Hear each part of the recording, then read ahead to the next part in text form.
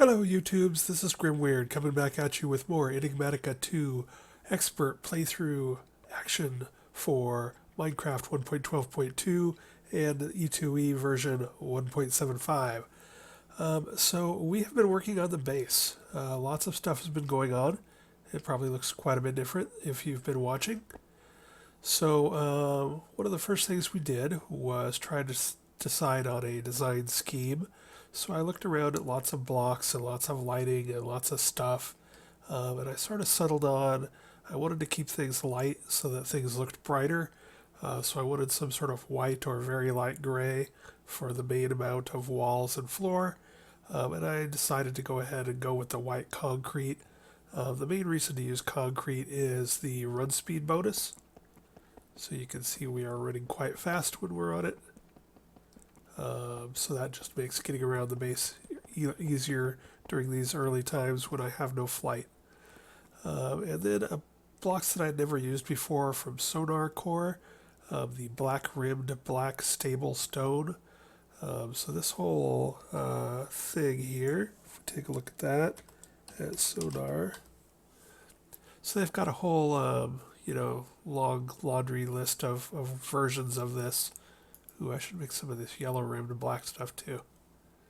But anyway, it all starts out with reinforced stone, which just takes normal cobblestone and wood, and it gives you 4 reinforced stones, so that's not a bad deal.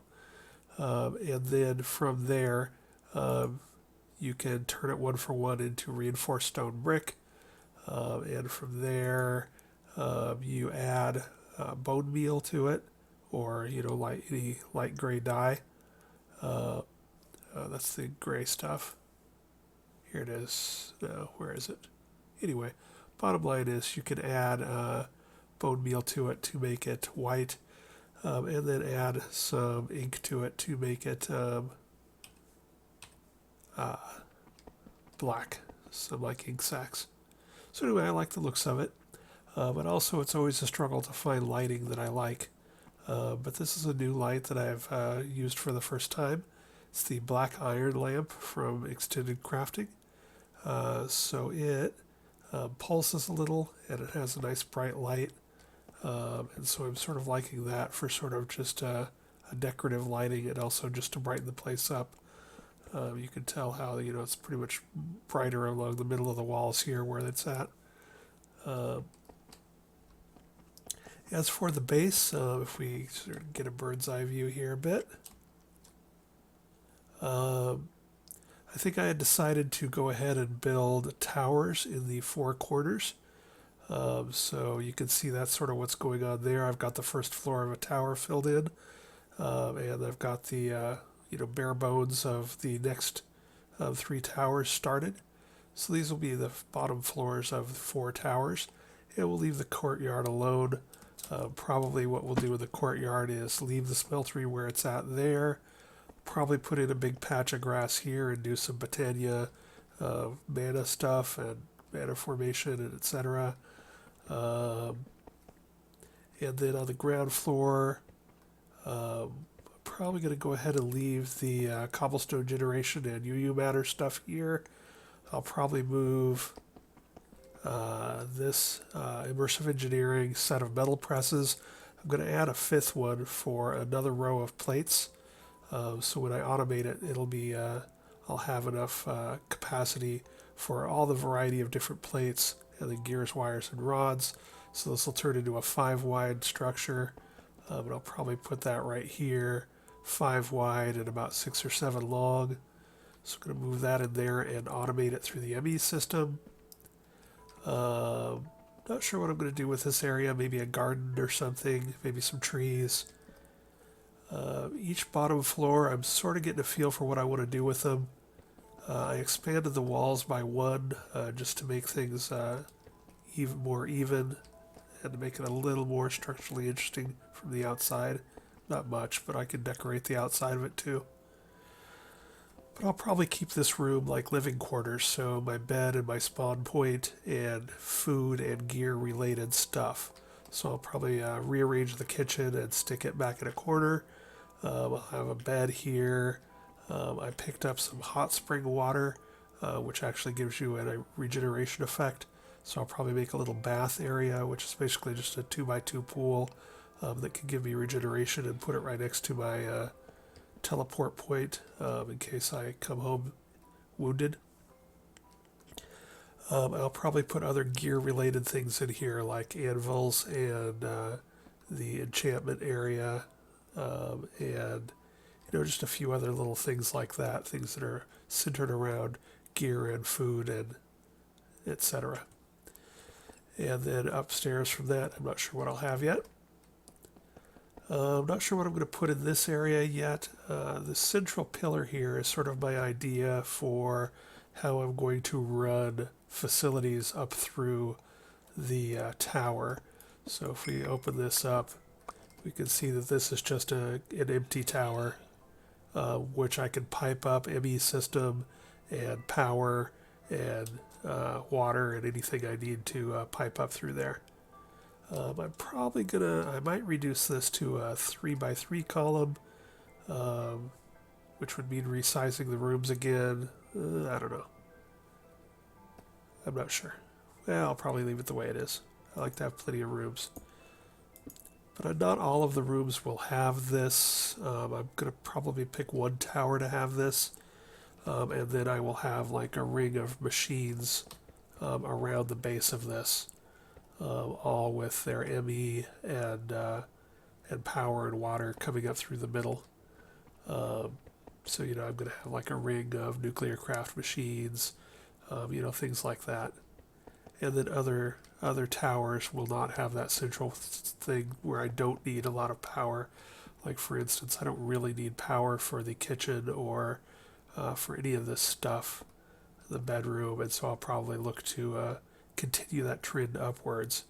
So the second floor might have some Thumbcraft stuff, other things that don't require power.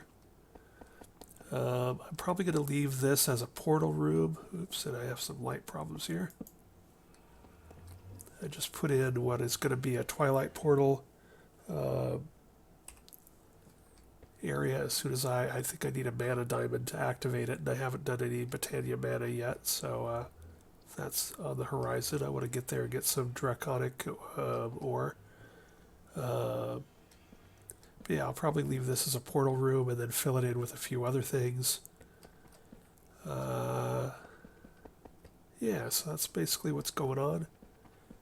I probably will squeeze a central pillar in this room and run it up so that the rooms above this, we can make that column and this column to be ones that have machines through a center column. The two towers to the northeast and southwest will have central columns for facilities.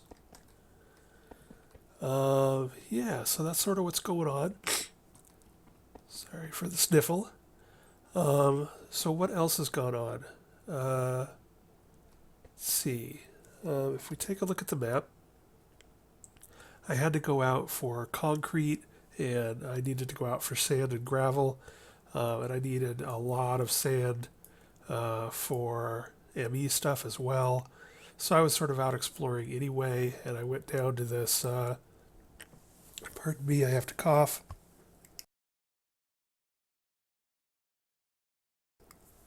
So I went down to this cold desert area because these gray areas are made up with a lot of surface gravel.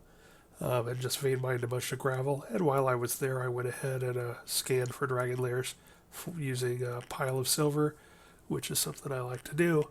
I found one white dragon layer here, which I went ahead and raided because I was in the mood. And I did get a white dragon egg. I haven't hatched it yet, but that's on my to-do list.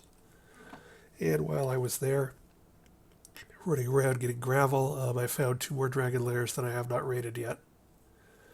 I also got another Californium 250 here, which I turned into another RTG. So now up to, I think, 11 or 12 of those. At 750 RF per tick each. And then similarly, I ran out to get some sand. And as I was running around vein mining sand, I occasionally scanned for piles of gold and found another dragon's lair here that I have, a fire dragon lair that I have not raided yet. So I've got 3 dragon layers to raid when I get in the mood. What else? So one of my main things that I wanted to get accomplished between the last episode a couple days ago was to get my ME system in place. So if we take a look, I now have an ME system. Ooh, and it is full of junk. So right now, this is just sort of a temporary home for things up here. I will probably run that up into maybe my living quarters, and then maybe another one somewhere, I don't know, a couple places in the base until I get a good wireless system up and running for accessing the ME system. But right now, I just temporarily ran this up here. I've got the open blocks rotating elevators. I like to use the rotating ones because then I always face the same direction when I land. So for instance here, I will always face outside no matter what I do this, because if I'm coming up out of there, I want to go. And here, when I come down, I'm always facing here in the center of the room, which is where I probably want to be. Anyway, so this is downstairs, and this is my ME system, which I spent a lot of time and resources on a couple days ago. So I went with 3 controllers. My last playthrough I only had 1, and I always felt cramped for channels. So assuming you have not used, if you have not used the ME system before, basically each controller face gives you 32 channels for 32 devices. And so if you have only 1 cube, you only have 6 faces, so you have 6 times 32 channels to fit everything on. Whereas when I went with a 3-bagger here, 3 controllers, I can't obviously use the ones where they're touching, but now I have considerably more to use here. And I went ahead and put dense smart cables as the first cable coming out, because when you mouse over those, it'll tell you how many channels are being used. So this says 0 of 32 used. If we take a look at, say, this one that's in use, 8 out of 32 is in use. These are more expensive, so I'm not going to use them everywhere. I know they're not that much more expensive, so a lot of people just use them all over the place.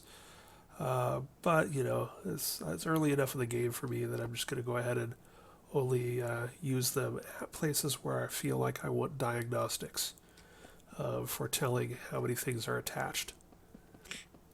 So for instance, this block of stone with 2 drive bays in it is going to be my drive bay ME drive storage cell block. But right now I've only got the 2. They're all filled with 4Ks.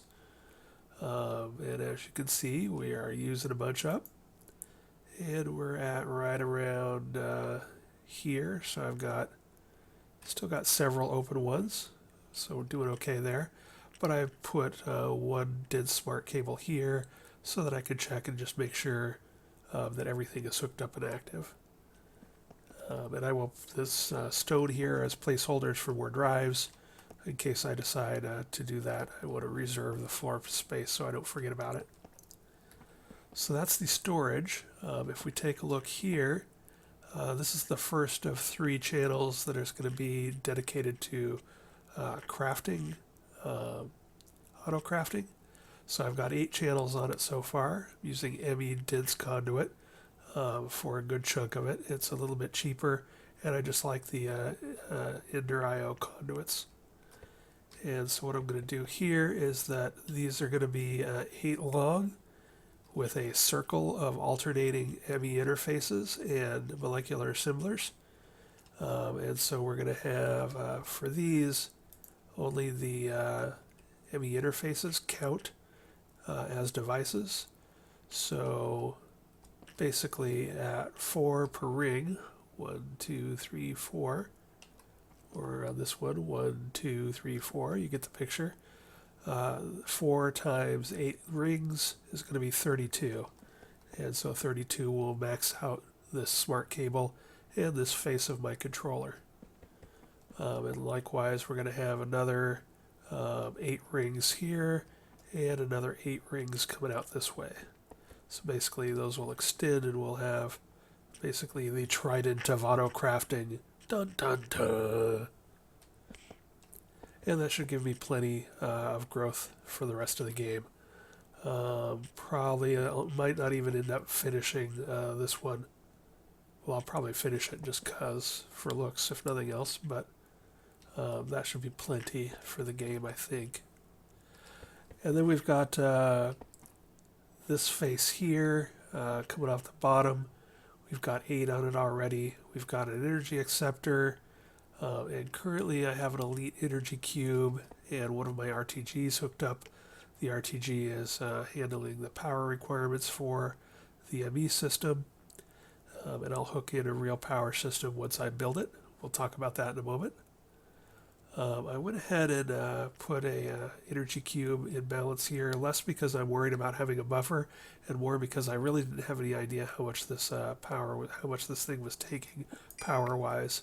So if we take this off, oops, and now we watch the power up there, we were going down. See, this is like 12,800,000 to start, and we can watch it tick down. Now it's at 12,760,000. 755, etc. So that gave me a feel for how much this is doing, and then also verified that the RTG was keeping up with it. And I'll probably always leave this RTG here just to have backup in case main power fails for some reason. Once we graduate to big organized power, these little RTGs are wonderful for just backup power for systems that are crucial, like your nuclear craft, fusion reactor systems, or anything that you need to have like for sure power on it. But anyway, so this one here, the ME DIT smart cable, we're at 8 of 32. We've got 3 panels, crafting, pattern, and an ME interface, which allows you to see what is in your various interfaces. So these are all the things loaded up into these 8 ME interfaces. Then we've also got an import bus here. So I've got it set up where I can throw things in an inner chest or my inner bag that I have in my backpack. And it will teleport here and get sucked up there. I have acceleration cards maxed out for the import bus. I also have acceleration cards maxed out for all of the molecular assemblers. So this thing is moving well. Here's the CPU. So this is the basically the bandwidth you have for crafting operations. I've got 3 co-processing units, which means that this block can work on 3 things at the same time. And then it's got a 4K, 4K, and 64K in it. And then this one is sort of just a backup one for the moment. It's got 2 processors and 4K, 4K.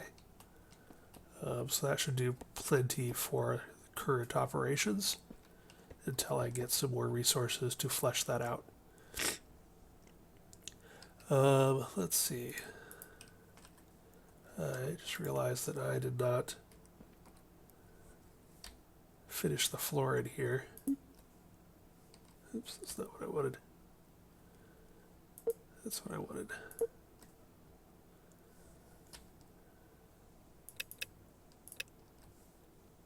Whoa. Oh, and I don't have a lot of roads on me. I'll have to chisel a lot more. Anyway, but that's how I've been doing things. I sort of roughed everything out in stone while I was building this area, and I can go back through and replace it with stuff I want, because you can see the run speed difference as soon as I hit the stone bricks.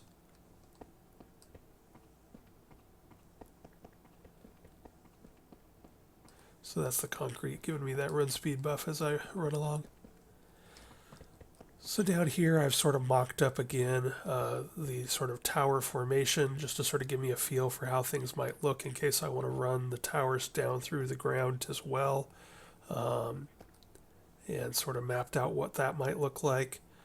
So what I'm probably going to put down here in 2 underground levels, or actually I might have 3 underground levels, joining the ME system on this level because I think it's obviously not going to take up the whole space, is probably going to be some mid-game power, and I'll talk a bit more about what that is in a moment, because I've got that prepped and ready to build. And then if we go downstairs further, so we'll probably continue to build down. The next floor down will probably be big power, like extreme reactors or a nuclear craft fusion reactor. Or I might try, well, no, I probably won't try the mechanism one because I don't like evaporation towers. And if we go down even further, you can see how I've been mining. So I've just been strip mining stuff like crazy. An unbreakable pick and lighting provided by a cave illuminator and plenty of food from cooking for blockheads and vein miner just makes you able to just burn through stuff. So this isn't even all of it. If we keep going down, you can see I've also that was to get things like tin and aluminum. And then this is downstairs. This is what I've done. And it's just so fast. It's like I just run through and just like basically just burn stuff down. So I'm just literally, this is how I mine. This is why I haven't got a digital miner quite yet or worried too much about it. Because you can just burn through this stuff. Oh, and hey, that's good. I just found a new vein of nuclear craft stuff. Although there's lava to deal with up here. But that's good because I do need some more lithium. It was one of the things on my list to figure out. Anyway, as you can see, we've just been mining like crazy. And block reach, that's the fifth part of the equation. Let's see, vein miner, unbreakable pickaxe, cooking for blockheads, cave illuminator for lighting, and block reach. So with block reach, I think I can reach about 16 blocks away from me, which means I can mine stuff like that. Pretty insane, huh?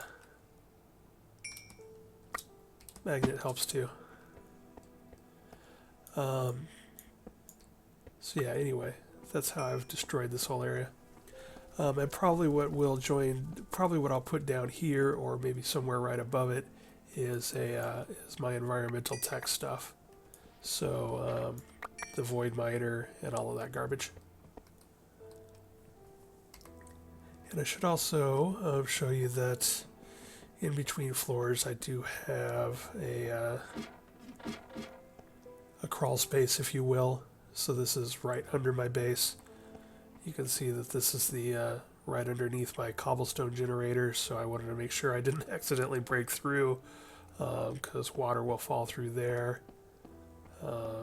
This is under my twilight forest pool.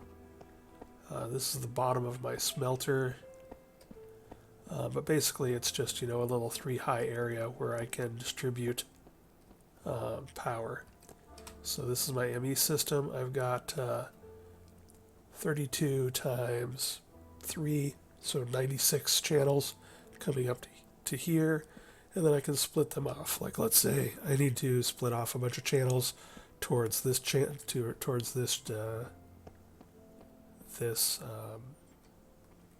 tower. I can do that. So I'll also bring the power up and split it off, and the power will also, be able to go through to the different towers and whatnot. And so yeah, that's sort of a little crawl space floor in between my ME system, and it's going to be also mid-game power, and then my base. I need to finish installing teleporting elevators, so I don't have to use the ladder anymore. This is so much easier. Okay, so that is the base. So the base is coming along. Let's go out and take a look at it from the outside. I'm not real happy with how it looks from the outside. I'm not real happy with how it looks from the inside yet either. But it's early days, so we're going to decorate it. So for instance, we're not going to have huge white walls like that. We're going to put in windows or things like that. We're going to, decorate it in some way. Same thing with the ceilings. So for instance, this room as it stands is sort of depressing, but as soon as I can make Ender IO stuff, there are some glass that I like there. It's blast resistant and gives off light. So we'll put in big windows, maybe like 2 side-by-side windows with a black stripe in between them. We'll pretty this up. We'll put in skylights, possibly skylights that go up through multiple floors. We'll put in some decorations. So again, this is just the bare bones. And I'll probably put like doors going in and out here with stair steps down, etc. But yeah, and up here I want to sort of get a feel for what I want to do. I think the second floor will be a full square. And we'll decorate that from the outside and inside as well. So that's what's going on with the base. And we talked a bit about the ME system. It is going swimmingly. Let's talk a bit about the UU system. I finished up making the pattern storage and scanner.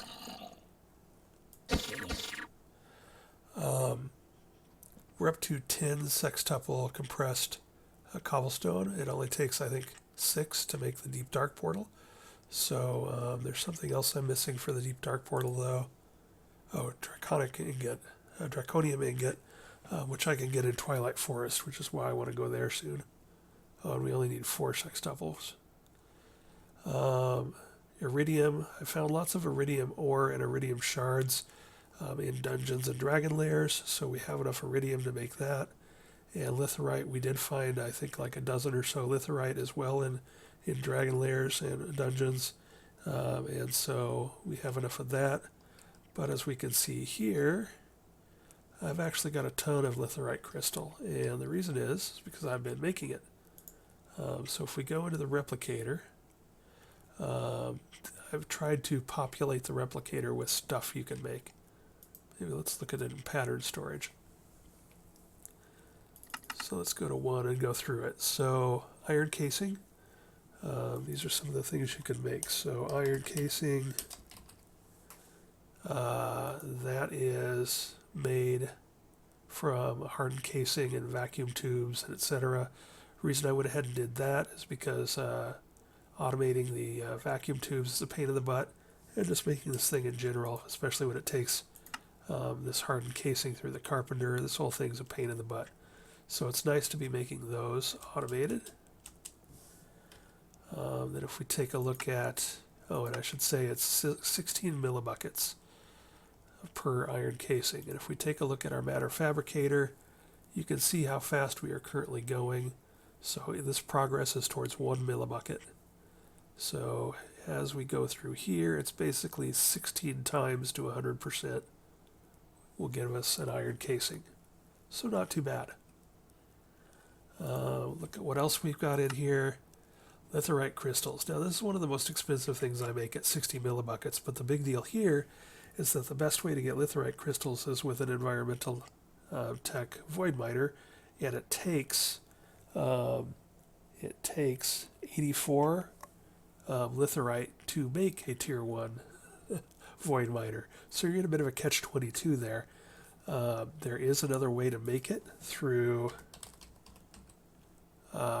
this extravaganza. So basically you make a bunch of empowered stuff through the empowerer, which takes a lot of power and a lot of time and a lot of energy, because you've got to get all the little side ingredients for all of this stuff.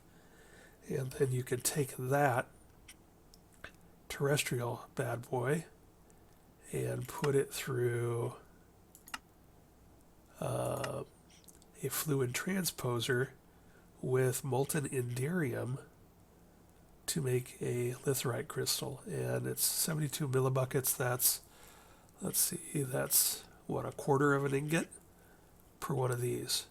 So now you're talking about 20 some ingots of molten inderium through a fluid transporter on this horrible beast of a terrestrial artifact. You got to make 84 of these bad boys to get your void miner tier 1. Or you can shove cobblestone into a matter fabricator to produce UU matter, and then just produce it. Boom, litherite, 60 millibuckets. I'm currently at 3360. So it has taken a couple days to get enough of this, mostly because my power is still sort of limited. But I have made it. I'm up to 70. And so basically what I can do is I can either just run one, or if you do repeat run, it'll keep running until it runs out of stuff, which I don't want to do because I don't want to use it all up. But you can see this is also not the fastest thing, although it does respond to tick acceleration. To the limit of your power, that is. You can see my power starting to come down a bit. And you can also put it on repeat run, and it'll just keep pumping them out. So not bad at all.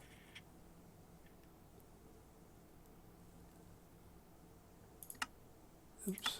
And I'm going to go ahead and finish off this last one. So anyway, I have a few more of these to make. I just want to do it when I'm here to stop it so that I don't overmake litherite.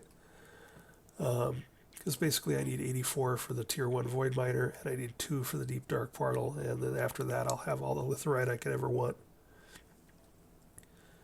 So yeah, what you do to do this is that you put something, if it works, you can click it or drop it up into the scanner. It will destroy the item and give you a pattern, and when you hit save, let's actually do it because I saved this. So pistons are another thing I want to have on here. Pardon me while I cough. So late in the game, there's going to be a recipe or a machine that I need to make that requires destroying 10,000 pistons, compacting 10,000 pistons. Now the piston, making 10,000 pistons would suck ass in this mod pack. However, printing 10,000 pistons is no big deal really, as long as you have this set up and have plenty of juice for it. Which is another reason I set this up so early in the game. But as we scan that, I think the pistons, they end up being 15 millibuckets each. So 10,000 of them is going to be, a lot of millibuckets. It's going to be a lot. But by the time I get to the point where I need to do that, in, a month from now, I will have a lot. So no big deal. So what else do we got? We've got blocks of tin for 13.5 millibuckets. This is important because the void miner, the other real thing that is a big roadblock for the void miner, is just vast amounts of tin. And so this will help supplement the tin that I'm getting out of mining. I'm not exactly sure what ratio I will use from printed tin versus mined tin. But it's going to be handy to have this available. The redstone engineering block from immersive engineering, that's used in a lot of the stuff that we are going to make, like the recycler and the arc furnace. They're not too bad to make, but they only cost 3.7 millibuckets each, and I'm probably only going to need 20 of them ever. So might as well print them out, save myself the steel and iron and what have you. An energy crystal from industrial craft. These things are just a pain in the ass to make because a lot of the stuff doesn't stack and it doesn't autocraft well because it doesn't like to populate into crafting tables automatically. So this is the most expensive thing I have in here. I'm probably only going to need a dozen of these in the entire game, but it's going to be handy to go ahead and print them out as opposed to just craft them. Steel casing, I think that's mechanism. It's not too bad a one if we take a look at the recipe for that. I think the main reason I did it was just to save me on early game. Oops.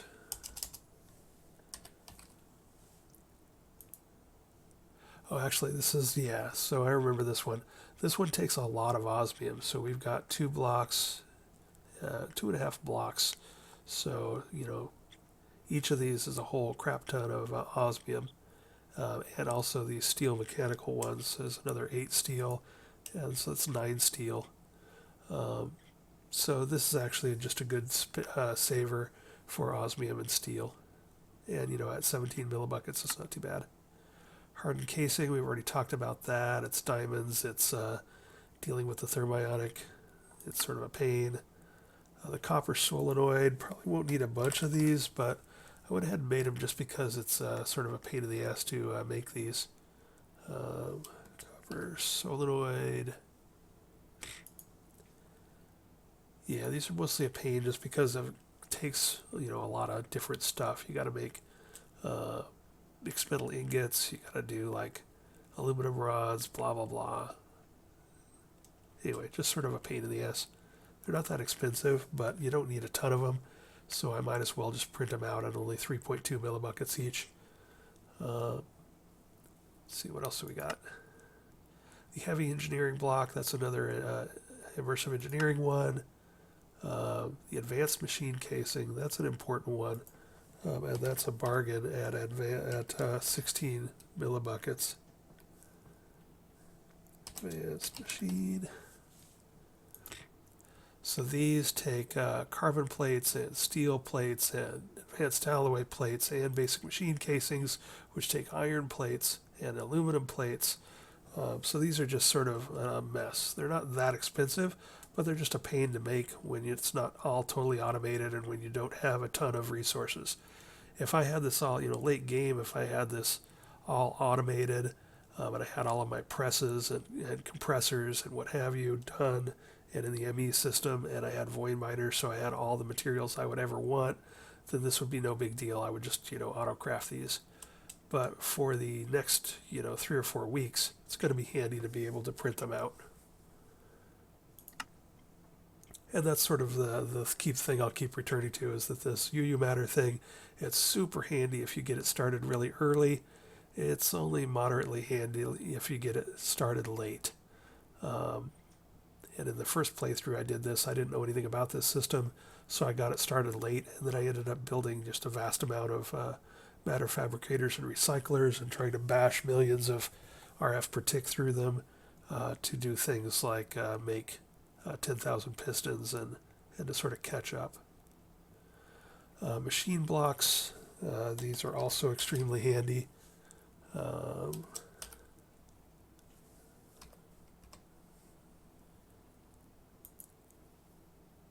So these take this basic machine things. They're not really expensive per se.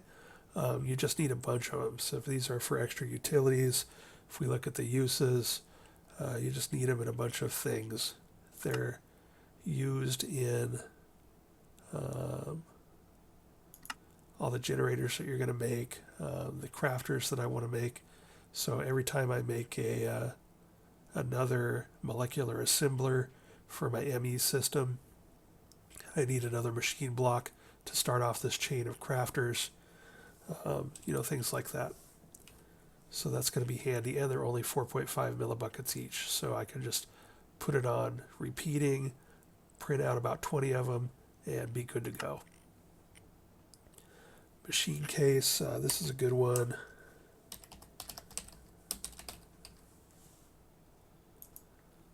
So this one uses, again, it's not that, it uses up advanced machine casing, so that sort of sucks.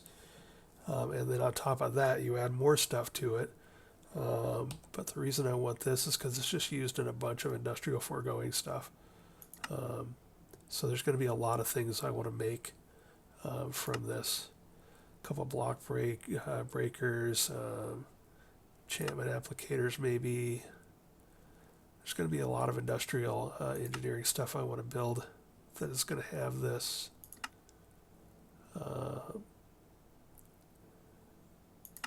Yeah, so this is just a good one to have. You you can see we got 18 pages of machines that use this thing. So that's just a good one to have on hand. And at 19 millibuckets, that's a bargain for early game. This one's a beast. I'm really happy to have this one too. The machine frame from RF Tools. This one is a pain in the ass to make because it requires pink slime, which you can only get through the industrial foregoing process. And also heat vents are just annoying to make unless you have them totally automated.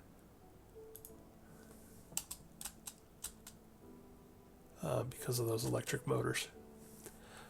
So this will be really good. What I did was I was all prepared to make a pink slime farm, but then I realized that I'm going to have UU matter much earlier in my game now, so I don't actually need to make a bunch of this stuff if I'm going to just print it out with the replicator. So all I did was I took my mom's slaughter factory and I just placed it so that it would kill half my cow herd, and I just turned it on for a second, killed half my cow herd after breeding them. Got 3 pink slime from the 1 bucket of pink slime that I got out of that process. Hit it with looting, got 3 pink slime balls, made one of the machine frames, and I'm pretty much done. I no longer need a pink slime farm. I no longer need a cattle farm. So that was handy. Advanced alloy is just used in a ton of stuff, and until it's automated, it's just sort of a pain in the butt to make because there's multiple steps. You got to compress it, you got to craft these, you got to put these through the metal press, etc., etc. And at 1.8 millibuckets each, that's like 30 seconds worth of time. So I could just pull out a stack of 40 of these or so, throw them in the bank, and be done with it for now. And later in the game, I'll automate them when I'm saving up UU matter for pistons and in-game stuff. Iridium shards. So this is important. So making iridium alum is a pain in the ass. You don't get iridium ore until I think it's maybe the tier 5 or tier 6 void miner, or until you go to different planets. So that sort of tells you how much of a pain in the ass it is to get iridium ore. But you can actually get the shards and these ore bits. So these ore bits and these shards from dungeons and dragon lairs and what have you. 9 of these make an ingot, and 1 of these make an ingot. And that can sort of jumpstart you into just getting your void miner going. When it comes to actually making this stuff, there is one other way to get it, and that is through an induction smelter. This is the other one recipe that will get you iridium before going to other planets or having a really advanced ore processor. And that is a thermal expansion induction smelter, and you'll be smelting platinum ingots from ore using cinnabar, and then you will get a bonus iridium ingot. So that is another option for this as well. But I like the ability to just print out a few, so I put 1 shard in there, and it's pretty cheap. 11 per shard, so that's going to be roughly 100 millibuckets per ingot. So that'll sort of keep me going until I get an induction smelter up and running and put platinum through it. And then last but not least, we have plutonium. So this is another good one to help jumpstart. This is expensive. However, printing out, say, maybe 12 plutonium when you're starting out your plutonium production. Let me back up and say the reason you need plutonium and you need to run an IC2 nuclear fission plant is that you need to run plutonium to make plutonium, and then you use plutonium to make plutonium for in-game stuff like draconic shards. Or draconic what have yous. So if we take a look at draconic cores. So draconic cores require plutonium.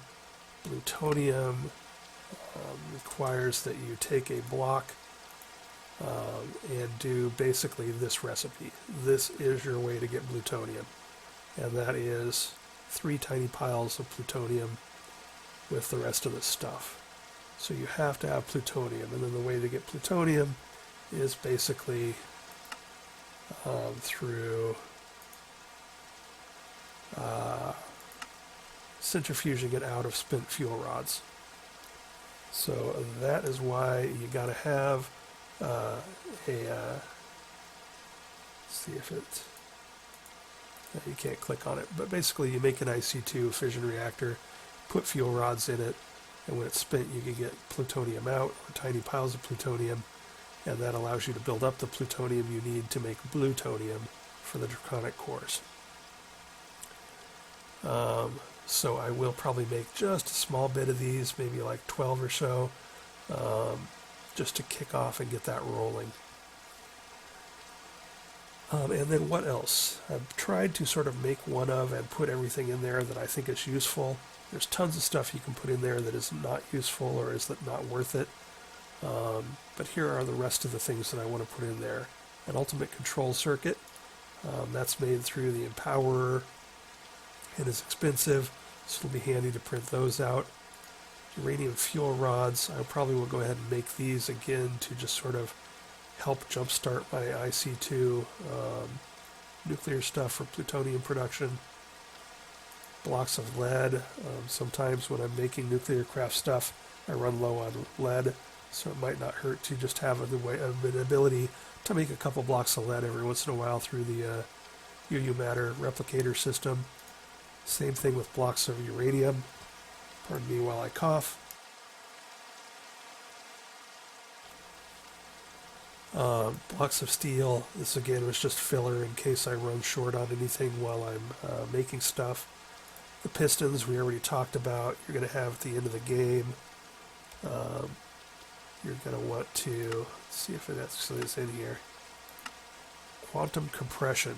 So to make the matter condenser for applied energistics, you need to make a quantum compressor, put in an elite compressing factory as a catalyst. It's not used up, you just put it in a catalyst, and then put in 10,000 pistons, and then this will make you a matter condenser.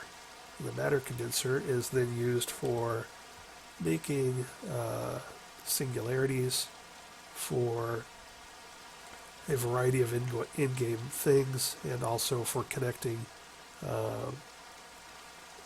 ME systems over a distance. So that's why you need the pistons. So if we take a look at that, at the start of this little monologue, I put in pistons here. The scan is completed. We're going to hit save. And now if we come back to our pattern storage, we've got a 17th one, which is a piston. So for 15 millibuckets, we can make a piston. And that's sort of expensive, and I wouldn't be doing it now. But say a month from now, when I'm doing in-game stuff and I need 10,000 pistons, this is what I'm going to do. Is I'm just going to hit this bad boy on rotate and let her rip. Because by then I will have most of this other garbage all on autocraft and won't be needing much of it anymore. So I'll be able to use all of that UU matter that I'm collecting on things like pistons or other singularity type stuff. And one last thing, if we look at the replicator, we can take a look at it, see that some of this is on the information tab for both the scanner and the replicator. This is not an exhaustive list of what's on there, but it does give you some idea of what's on there. Some of this I don't think is worth making on there, others of it might be. Chaos Shards is on there. I don't know. I've never done Draconic Evolution. Didn't make it that far in my last playthrough. Don't know if you need more than one fusion crafting core, but if you do, you can make those. But this list is not exhaustive. There are also tons of other things you can put on here, most of which aren't worth the UU matter or aren't worth the cost or aren't worth trying to make that way when you can just craft them.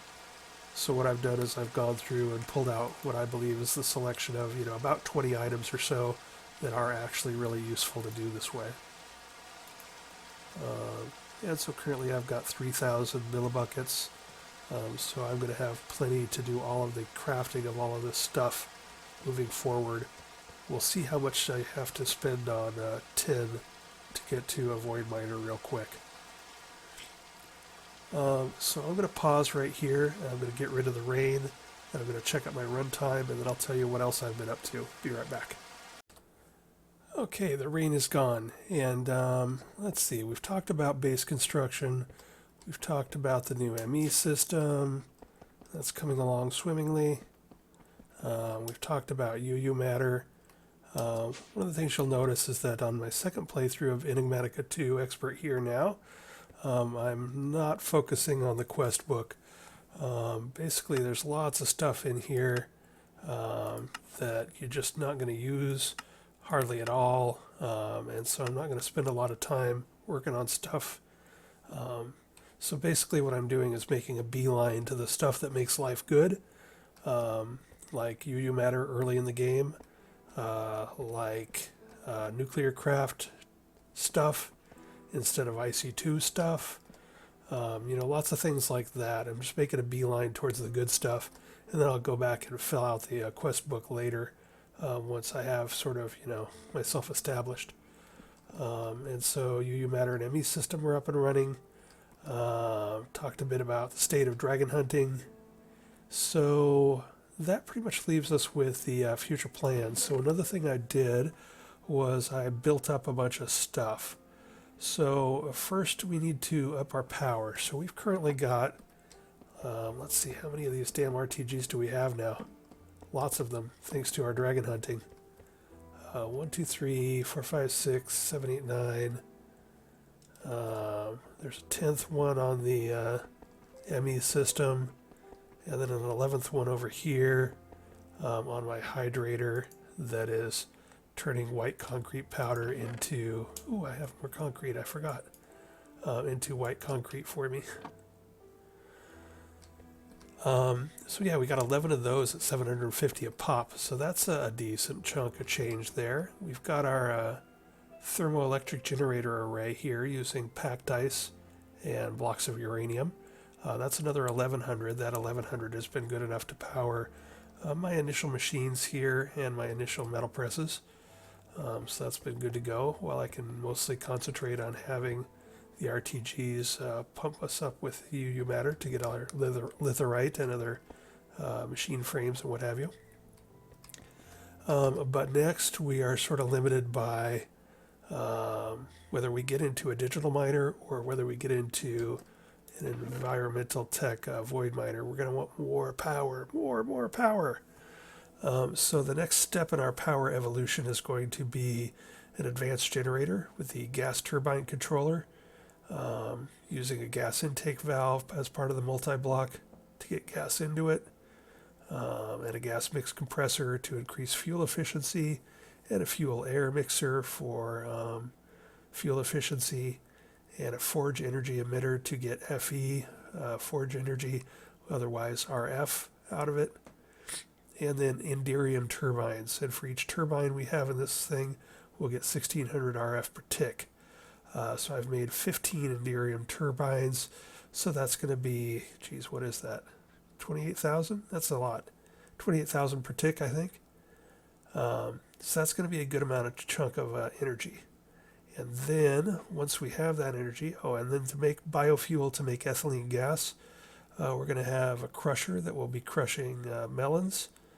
And then we will, and those melons will come from our lovely garden cloche. We've already got a ton of melons, and we can make more if we need to. These advanced generators are so efficient that I don't find them using up a lot of ethylene. If you have the fuel air mixer and the gas mix compressor in there, they don't really burn through ethylene very fast, so you don't really need a ton of melons. But we have the garden cloche ready to make melons if we need it. And those melons will feed into a crusher, which will be crushed into a biofuel. And then the electrolytic separator will separate that into, what is it, ethylene and oxygen, or no, hydrogen and oxygen. And then, what is it? I think it's the hydrogen goes into the PRC, and then the PRC turns the hydrogen into ethylene gas, and then that ethylene gas will go into the gas intake valve of the advanced generator multi-block structure.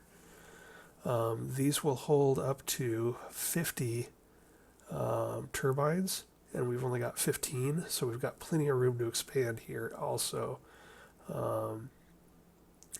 At 50, we're talking, this will go up to like 80,000 RF per tick when we finish building our Enderium turbines.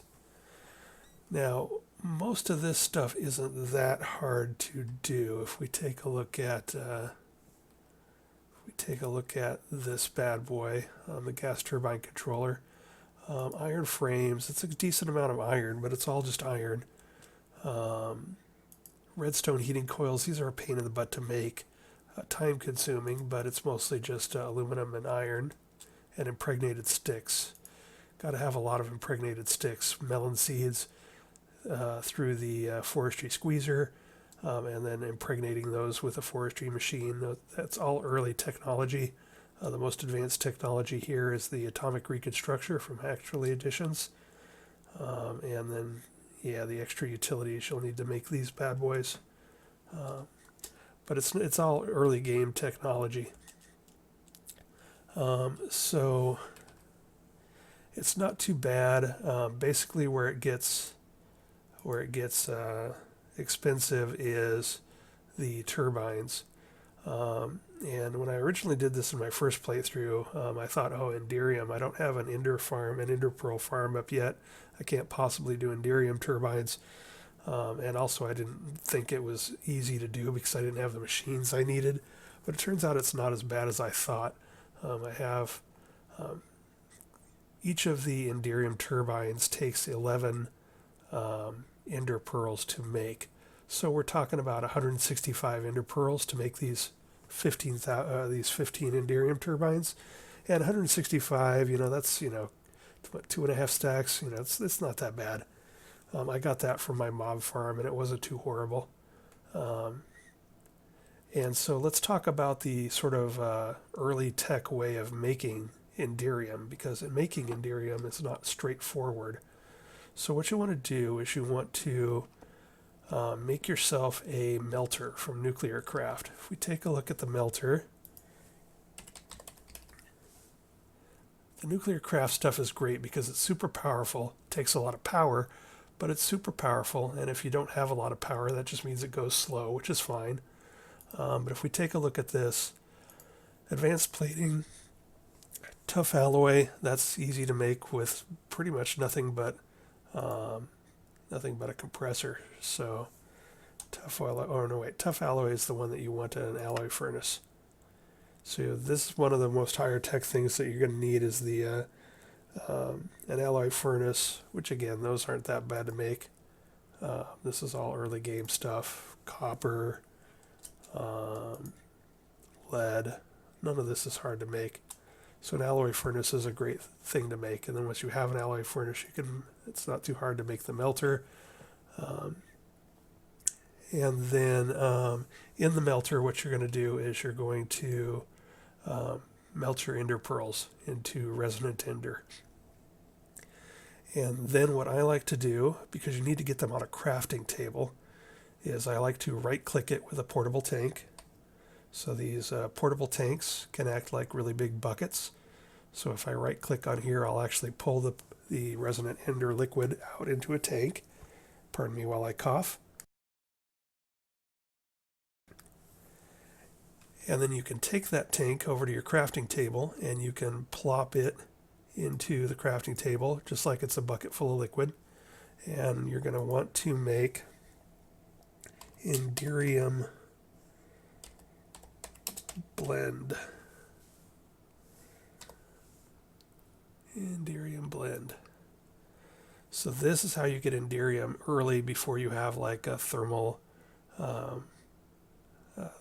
engineering machines and whatnot and do all sorts of infusing and smelting and whatnot through the higher tier industrial ones. So this is just 3 pulverized lead, 1 pulverized platinum, and 1 bucket worth of resonant ender, 1 bucket worth being 4 ender pearls. So basically 4 ender pearls with a side of lead and a little bit of platinum gets you 4 Enderium blend. And then the Enderium blend doesn't smelt right away. So what you're going to do is you're going to take that Enderium blend and run back to your melter. And now you're going to put it through the melter a second time, and the Enderium blend will turn into molten Enderium.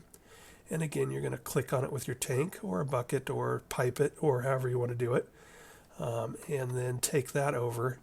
And when you click on a drain, a seared drain for a smelter, you can dump liquids into your smelter. So if my tank is full of molten Enderium, I just click on this a few times and it'll dump buckets of molten Enderium into here, and then you can pour it out into ingot form.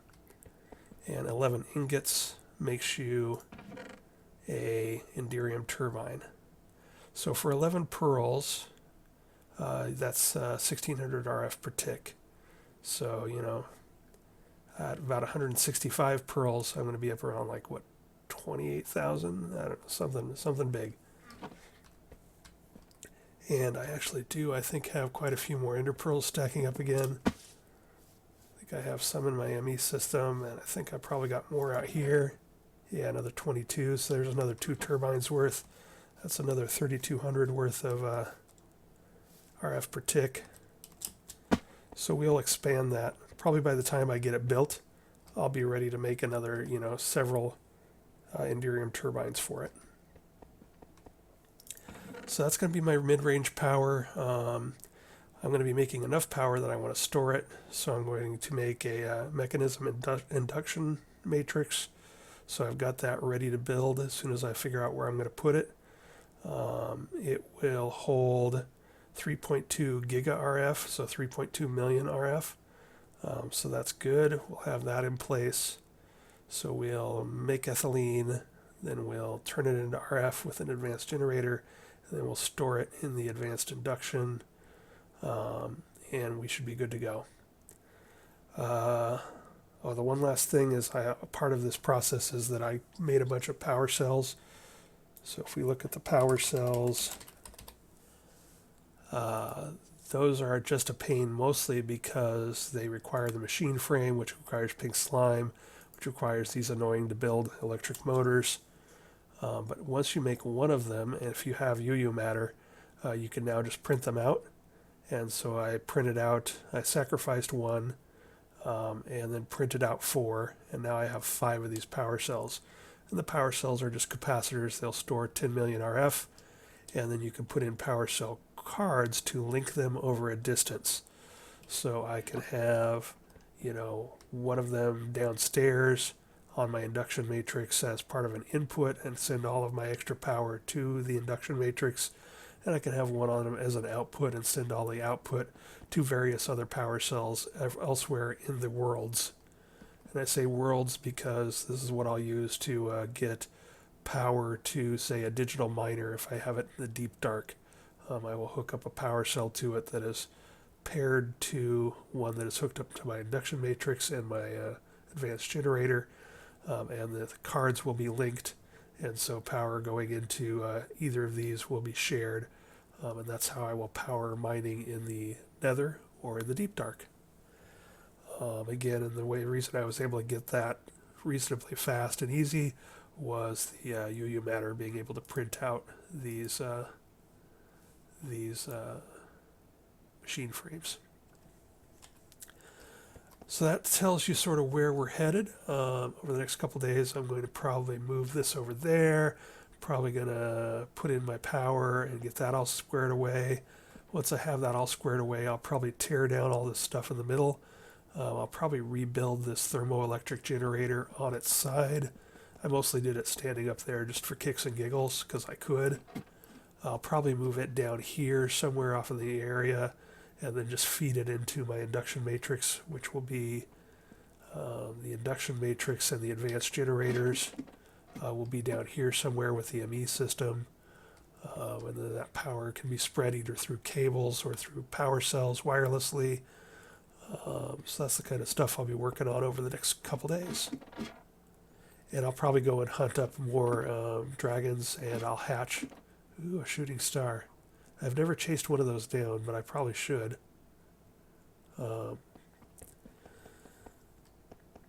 Anyway, that's what I'll be doing over the next couple days, and I'm going to end the episode by showing you a Cyclops. So this is going to go into the Wayback Machine, and I didn't narrate it, but I did turn it on, and I wanted to show you what a Cyclops lair from Ice and Fire looks like in case you never saw one. The fight is very anticlimactic because I just shot it with my laser gun, and we've established that those are overpowered, so what can I say? If it's there, I'll use it. But anyway, let's take a look at that Cyclops, and I'll talk to you again next time. Bye.